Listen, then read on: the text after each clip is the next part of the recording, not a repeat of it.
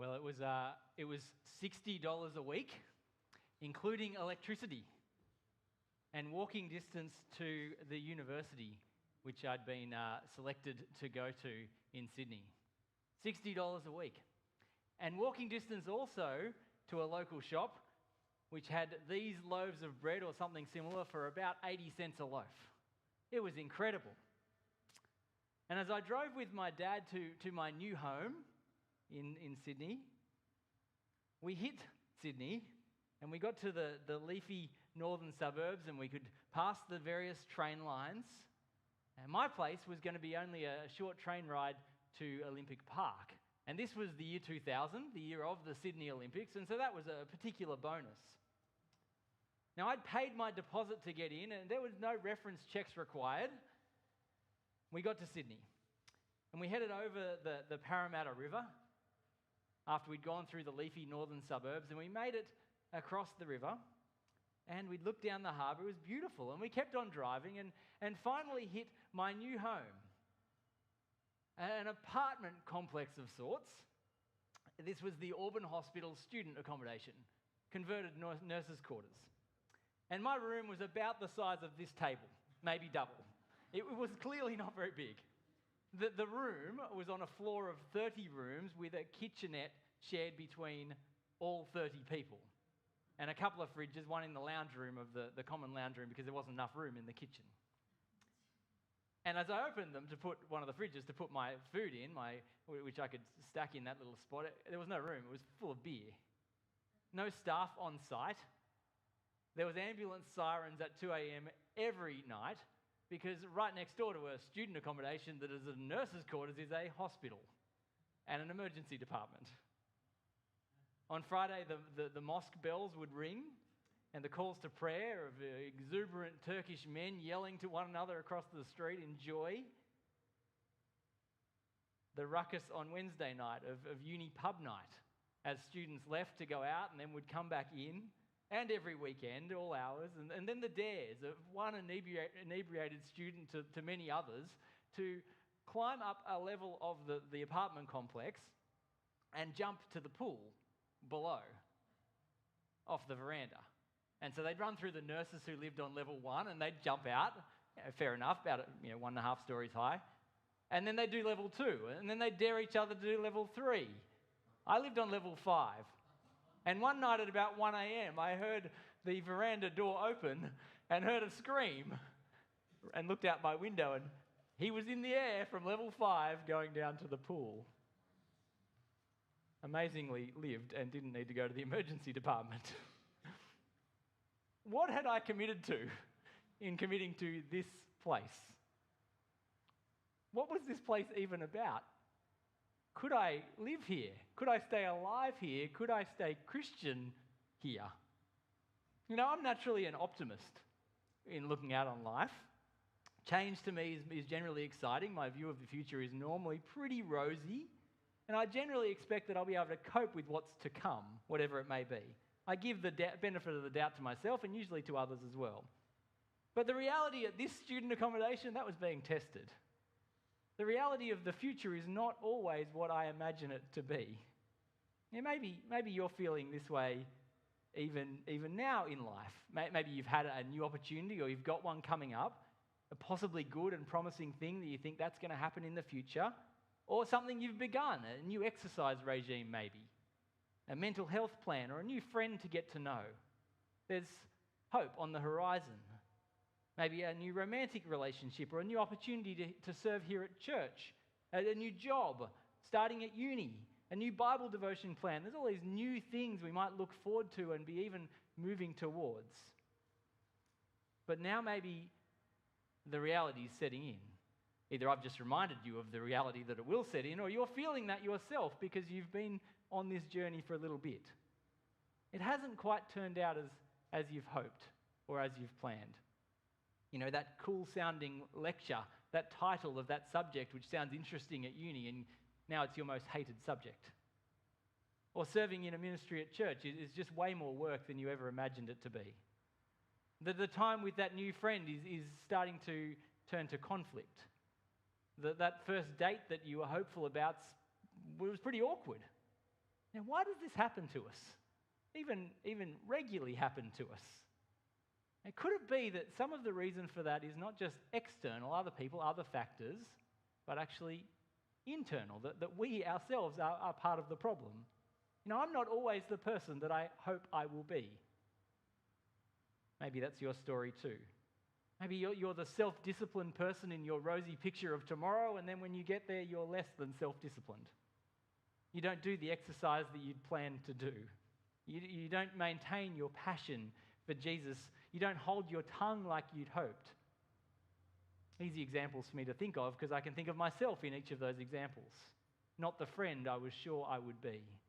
Not the small group member for others that I wished I would be and that I want others to be for me. Are you like me? Is your commitment a bit like this tree?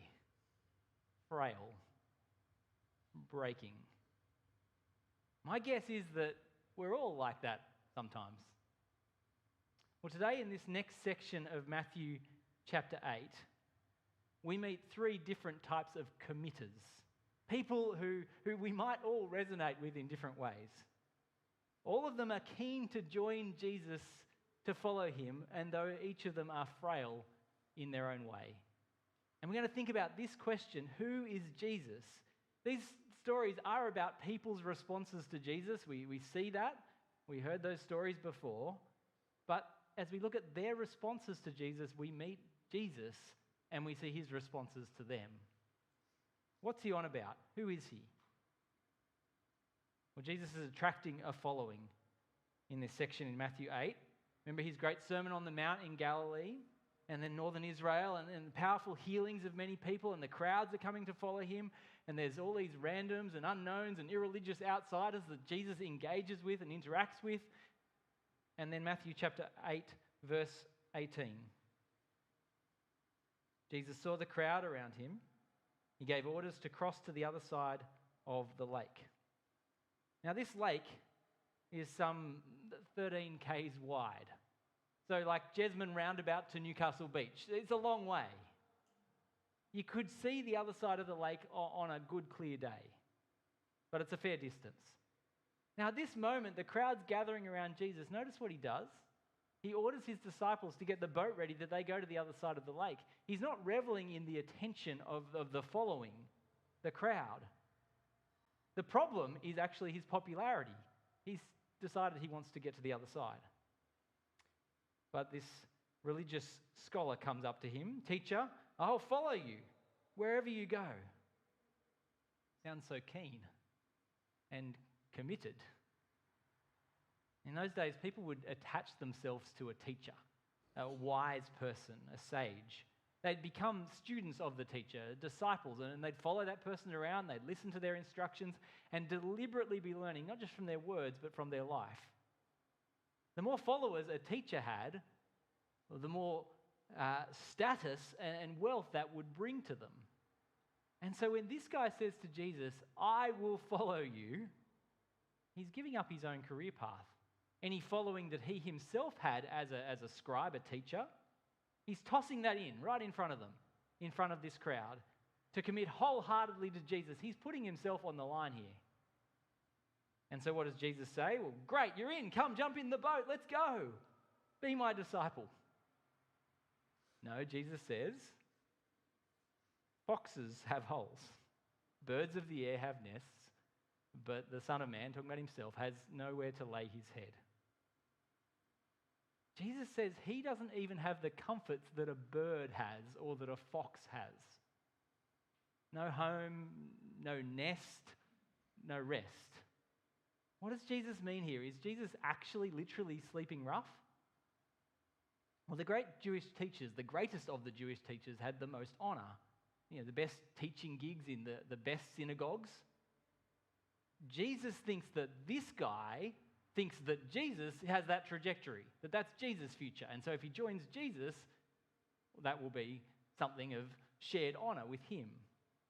Fame by association, Jesus says, nah, you've got me wrong. You've got me wrong. Jesus is wanting to escape the crowds here. He's choosing to remain a nobody in the eyes of all the somebodies. Is that the kind of teacher this guy wants to follow? Effectively, Jesus is saying, are you sure you want to come with me? Do you really know who I am? See, by saying he has no place to lay his head, Jesus is hinting here at his ultimate purpose, not just what his sleep will look like that night. He's hinting at his mission. That'll mean sacrifices, great sacrifice of earthly comfort. It's a hint here even to his death. Which I think is connected to why he also calls himself the Son of Man here. Notice that? The Son of Man has no place to lay his head. The Jewish teacher would think of the Son of Man and think of a promised Messiah type figure, as we see in this Daniel passage. One who would come at the end of the age in great power with great victory over evil, to rescue and restore and to reign. It's a picture of victory. But that's not the only picture of the Son of Man as a Jewish person would think of it. There was this other picture, we met him last week, the other type of Son of Man, in Isaiah. Isaiah 51 here, the servant who is expected to come and to suffer, even die for the people. But there's another term as well, another way this is used is just to talk about yourself, I, like Ezekiel does, talking of himself. But it's particularly picking up there on the frailty of humanity. Jesus, I think, uses this term in all three ways at different times, often multiple at once, and the person is meant to kind of work out what he's doing. I think here in Matthew 8, verse 20, he's being deliberately ambiguous at this point in the story. Jesus knows that he is all three of those figures. God's Messiah who's victorious, he'll suffer as God's servant, and he himself is a human. He takes on frail humanity, ultimately taking the place of frail humanity by being frail humanity himself. And so bound up in this one simple line, the Son of Man has no place to lay his head, is actually Jesus' mission, his very purpose. And is that to have great scribes honor him? To build up his reputation by them coming and being associated with him? No. Jesus knows his mission. He knows his mission. And he knows this keen teacher's mission, and he realizes those missions do not align. And so this admirably keen, I'll follow you teacher just is gone from the story. But a second man takes his place, verse 21. Another disciple, is how he's described, said to him, Lord, first let me go and bury my father. He wants to get in the boat. He wants to come with Jesus to cross the lake to be a disciple, a follower, even more than he already is. But he's just got this admirable clause. Just first, Jesus, let me go and bury my father. Now, as excuses go, that's a pretty good excuse, right? It's even commanded and modeled in the scriptures. To honor your parents, to respect them, to go back and say goodbye to them would be an expression of that. And there was Jewish burial customs that they would follow as well, and this man wants to honor those. And Jesus says to him, follow me and let the dead bury their own dead. This is shocking. He's meant to hear this man, and he's meant to be outraged. Jesus is saying, consider me more important, my mission more urgent than even that, than even any religious custom or family ties, even the burial of your own father. Now, it may be that his dad is actually dying at this time, depending on how we understand this exact phrase and how the Jewish idioms work. And so he's expecting that to happen, and he's wanting to be there in that moment. Maybe that's what's going on here. He wants to honor his family in that way.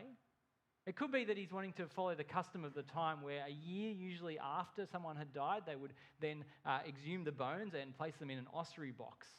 So maybe he's wanting to bury his father in that way. Maybe he wants to do that now in advance of the year in order to honor his father. Either way, what Jesus says is still shocking, isn't it? Let the dead bury their own dead. Which I think he's getting at, let the spiritually dead, those who don't know that true life is only to be found in Jesus, let them, maybe his brothers, maybe family members who don't follow Jesus, let them bury the father. the dead father. Or it may be more simple even than those interpretations. It could just be an idiom that's like, let it be, let it be. Let it take care of itself. We might phrase that more crudely today, get over it, or something like that. Again, it's still shocking, isn't it? Why would Jesus, this humble Son of Man figure, who doesn't want great honour and great acclamation from people, why would he say this? This is all about importance. This is about what matters most. Like the first guy, Jesus thinks this guy has also misunderstood who he is. His excuse is a symptom of that misunderstanding. And Jesus, we know, isn't against honouring father and mother. We see that here in Matthew later. He calls out religious experts in this passage, in Matthew 15, how they've failed to honour father and mother. But here, this would-be follower of Jesus responds to him with this clear statement that he himself will not be treated as less important or less urgent. Following him is an all-in kind of commitment. And so, like the first guy, this man just disappears out of the story. We don't hear his response. Verse 23, Jesus then gets into the boat and his disciples follow him. And this storm comes up on the lake, arose on the sea, so that the boat was being swamped by the waves, but Jesus was asleep. Now, a bunch of years ago, maybe 15 or so now, I was on Lake Macquarie sailing on a boat, not dissimilar in size to the boat that Jesus may have been in, though probably a little sturdier than the one he was, because it was made out of a strong structure rather than the wooden that they used. And I was sailing on the boat, and it seemed like a good afternoon, but we'd forgotten to check the weather forecast. And a mate and I, this is after a camp at Lake Macquarie up sort of the far end of the lake. And when there's a southerly coming on Lake Macquarie, you don't want to be out, particularly if it's got a storm connected with it. Usually what would happen is the clouds would come, and then they would kind of split apart at the end of the lake, and the worst of it would miss the bit where the bay we would sail on. Not that day. We were going out, and the waves started picking up, and I've never seen the swell quite as big on Lake Macquarie with a southerly before, and it got really, really dark. It was about 2 or 3 in the afternoon, but it got really dark. And our boat got flipped over and turtled. So if you know sailing, that's when it goes completely upside down. It looks like a turtle shell with the mast sticking down. And the top of the mast got stuck in the mud at the bottom of the lake. It's about 5 metres deep. And we really struggled to get it up. And as the sail would be hit by the swell, and it was just putting more and more pressure on the mast as our boat was upside down and we were trying to right it. We finally got it back up, and we looked up, and the mast, massive bend in it. And we're in trouble here. Somehow we managed to get the sail down off the mast because it was just too strong to control. And we continued away, but we couldn't control the boat at all. There was waves rocking up. And so he and I are just kind of holding on to the mast, and the wind was so strong that we could turn our bodies and use our bodies as like sails. We were enough to catch the wind and ride across the lake. But then we looked back and our rudder had fallen off the back of the boat. And so we had no way of steering anyway. So we're completely at the mercy of this storm. And we could see the cliff on the other side near Mayuna Bay and just thought maybe we'll end up there. But basically, we're in all sorts of trouble. There was no way we could sleep in the boat in this moment. And yet that's what Jesus is doing. That's his experience in this moment, in this storm, asleep at the front. And they wake him up. Verse 25. We were okay, by the way. Yeah, as you can probably tell, I'm still alive. They wake Jesus up and they said, Lord, save us. We're perishing. We're going to drown. And so they figured Jesus can do something about this, about their death, their impending death. That's what they think is going to happen. He is their only hope. Either it's him or they die. And so they cry out. But before Jesus does anything about the storm, the waves, while the waves are crashing over the boat, he says to them, why are you afraid, O you of little faith? Now that sounds pretty insensitive if someone was to come and say that to me on my boat. I mean, they may have come to help me, that would be good. But this story, I think, is also about commitment. Jesus, why are you afraid, O you of little faith? It's a story about commitment, like the earlier ones. But yet it seems so insensitive, doesn't it? Jesus, have you not noticed the storm? Are you still asleep? We've got every reason to be afraid. Look at the waves, Jesus. Is their faith really little? They've just called out to Jesus, save us. We're going to drown. They think he can do something about it. Is their faith really little? Like, isn't that great trust? Isn't that trust in his power to save them? Well, Jesus doesn't think so. Remember the centurion in the earlier story who had great faith, greater faith than all those in Israel, and yet these guys, trusting Jesus to save them from the storm, "Oh, you of little faith." And then he rebukes the wind and the waves, and immediately it's still, it's calm. What about the disciples? What do? What sort of person is this, is their response. What sort of person is this? What kind of man is this? Even the wind and the waves do what he says, obey him. Which leaves the question of them, will they obey him? Will they be like the wind and the waves at this point? Or will they just slip out of the story like the earlier guys? And so there's our three responses. This keen religious man, this would-be but first follower, and then these disciples who are afraid and then shocked. And by meeting them, we've again met Jesus this morning. And what have we seen? Who is he? Who is Jesus? Well, let me suggest three things that this passage gives us a picture of who Jesus is. Firstly, that Jesus submits to creation for the sake of his mission. Who is Jesus? Jesus is one who submits to creation for the sake of his mission. He's got no place, no resting place on earth, no place to lay his head, no hole or nests. His concern is not personal protection or even public acclaim from people. His concern is his mission.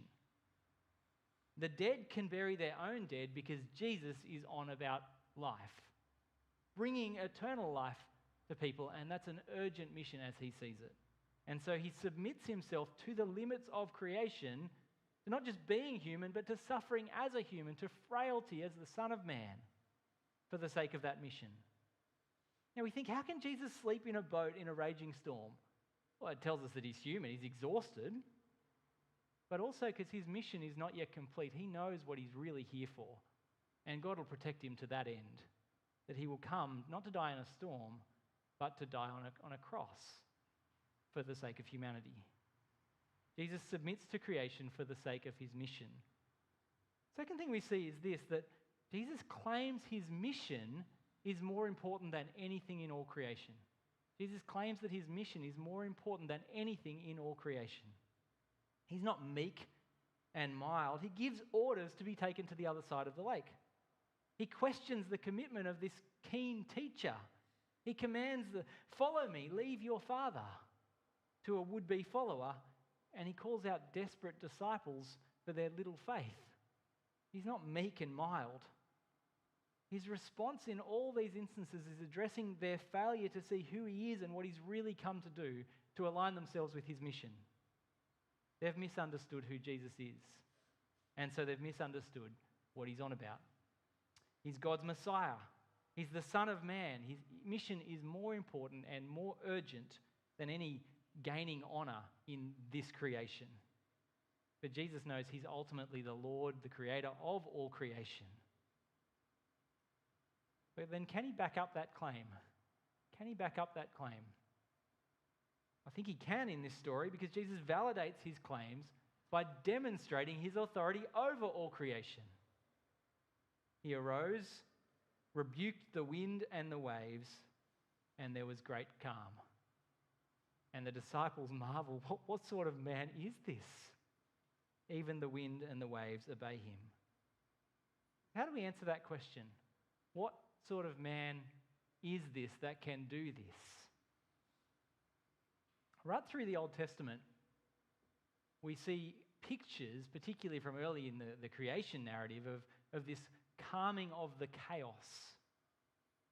The sea in ancient times was a place of chaos, even evil it was connected with, of distress.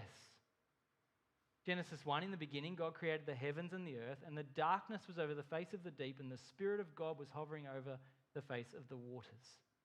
darkness over the waters being a place of chaos in the ancient mind. And in the verses to follow, what does God do? Well, he orders things. He separates waters from waters, waters below, skies and seas. He orders the chaos. Or Psalm 107 describes it this way: he silences the roar of the seas, the roar of their waves. The waves of the sea were hushed. God stills the waters in order to save. And so here in this event at Lake Galilee, Jesus is not just doing a party trick.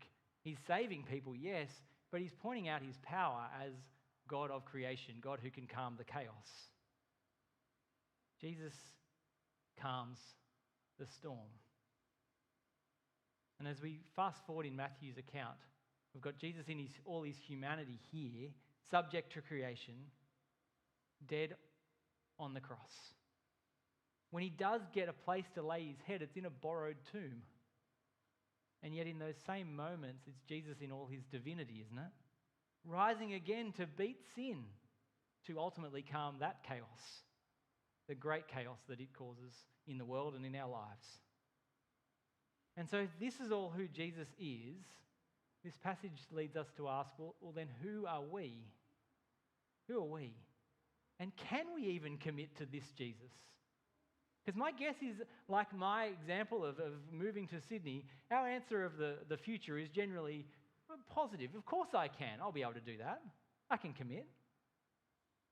I think this passage challenges that outlook, that rosiness. Two seemingly very committed people get turned away from Jesus here. Jesus doesn't think they've got what it takes to follow him. He doesn't want followers who think they can follow him. He wants people who understand who he really is, and from that realize they can't follow him perfectly, but yet still trust him. Who come to him and say, Lord, save us. Save me. My faith is frail, but save me. I trust you. That's the account of these disciples, isn't it? The little faith disciples. They bring nothing but absolute reliance on Jesus, and that's what Jesus asks of us. And so, as I ask that question, can we commit to Jesus? Can you commit to Jesus? The answer is no. And should we? Well, yes. We should expect the costs. We should expect that it won't mean acclaim or the comforts of the world. It'll mean cost to ourselves. But Jesus' mission is important and urgent and is worth every cost. Jesus is worth every cost. That's the reminder of this passage. And so let me pray that we might count that cost, but remember how important and urgent Jesus' mission is. Let me pray. Lord, we want to say, I'll follow you. But we know we also need to say, I'll fail to follow you. And so we're so thankful that as we come to you and say, I'll follow you and I'll fail to follow you, you are the one who forgives and has done everything we need so that in our failure, you remain strong and you can calm the chaos. You can bring us life, ultimately life eternal, by virtue of your death and resurrection. And so we praise you for that and we're thankful.